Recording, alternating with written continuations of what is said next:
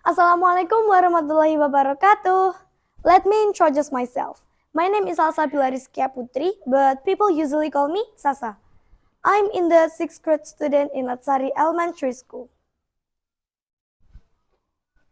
Good morning, Sis Dinar. Selamat pagi, Sasa.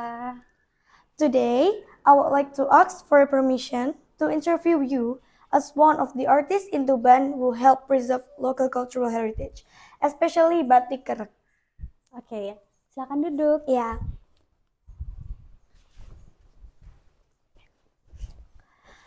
Sebagai salah satu pengusaha muda batik di Kota Tuban, saya ingin berkenalan dengan kakak. Mohon izin kakak untuk memperkenalkan diri dan usaha yang sedang kakak geluti saat ini. Halo semua, perkenalkan nama saya Dinar Musikawati, bisa dipanggil Dinar. Saya memiliki usaha Dinanti Batik yang berada di Kerak, Tuban. Nah, saya jadi penasaran ini. Apa perbedaan dari batik tulis, cap, dan print, Kak? Oke, Salsa, kita lihat di sini ada banyak sekali batik kan. Dan ini adalah contoh dari batik tulis. Dia motifnya dinamis karena ini terbuat dari tangan manusia. Sedangkan bisa kita lihat di sini ada batik cap, Salsa. Perbedaannya sangat jelas kan, yaitu motifnya berulang-ulang seperti ini. Tidak dinamis dan terlihat sangat indah gitu kan. Ini dipilih karena kayak opsi, dia lebih ergonomis harganya. Dan untuk batik printing, dia itu bolak-baliknya berbeda. Jadi kalau batik tulis atau batik cap kan depan belakang ada motifnya kan. Itulah kira-kira perbedaannya. Kita bisa dilihat lagi.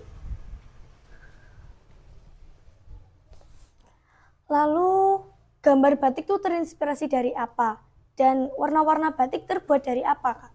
Oke, kalau di Tuban itu kebanyakan dari hewan-hewan dan fauna yang ada di sini. Flora dan fauna yang ada di sini. Contoh ini ada burung, terus ini ada kembang waloh. Kembang waloh itu kan daun dari labu ya. Itu. Dan untuk warna-warnanya kebanyakan masih pakai pewarna sintetis, tetapi di Dinanti Batik ini kita juga menggunakan pewarna alam seperti kunyit, kemudian kayu tinggi, terus ada daun mangga. Jadi warna-warnanya beragam. Kalau warna alam tuh warnanya kalem, sedangkan kalau untuk warna sintetis warnanya seperti ini, gelap-gelap khas batik Pantura lah. Ya. Bagaimana proses pembuatan batik dari langkah awal sampai menjadi kain batik lalu pemasarannya? Oke, kalau untuk batik prosesnya karena ini tenun ya. Pertama kan dipintal dulu, kemudian ditenun oleh ibu-ibu. Dan setelah itu kita garisi. Untuk keperluan seperti ini tuh nanti digarisi dulu. Dan untuk motifnya sendiri itu hebatnya pembatik di sini itu udah hafal di luar kepala. Mereka bisa membatik langsung pakai canting seperti ini alatnya. Nah, langkah pertama mereka membatik area ini, area outline ini. Namanya ngelengkreng.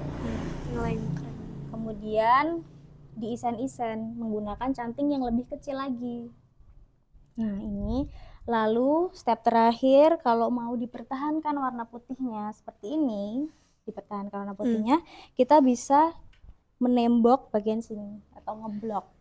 Nah, untuk pemasarannya sendiri kita itu ada di Shopee, TikTok, ada di Instagram dan WhatsApp bisnis. Apa tantangan yang paling sulit saat menjalani usaha ini, Kak? Untuk saat ini tuh yang paling susah adalah mencari SDM-nya, karena kebanyakan meskipun mereka sudah bisa membatik, mereka itu apa ya istilahnya lebih mengutamakan untuk bekerja di ladang. Jadi batik ini sebagai sampingan saja. Jadi ketika musimnya banyak orderan batik seperti Agustus ini, mereka malah memilih untuk panen jagung misalkan. Itu salah satu. Jadi saya agak susah mencari SDM-nya, dan kalau mau melatih pun itu membutuhkan waktu yang nggak lama. Untuk sekelas pesanan kan harus bagus ya. Itu sih. Mengapa batik harus dilestarikan, Kak? Kita mendapatkan gelar Batik of the Year loh. Terutama batik tenun gedok. Dan karena hal itu kita harusnya malu dong sebagai orang yang tinggal di sini dan tidak mengetahui atau bahkan tidak mau melestarikannya gitu. Jadi saya juga berharap pada generasi muda agar setidaknya mereka tertarik dan ikut melestarikan batik ini, supaya kalau banyak yang berminat untuk batik tenun gedok ini, ada juga produknya, karena Ya. sekarang itu pelakunya sudah ibu-ibu yang udah tua gitu. Jadi kalau mereka sudah, naudzubillah, udah nggak ada, nanti nggak ada yang berlanjut gitu generasinya. Gitu Salsa. Mekaten wawarah kula kalian Mbak Dinar, minangka panyarwe batik.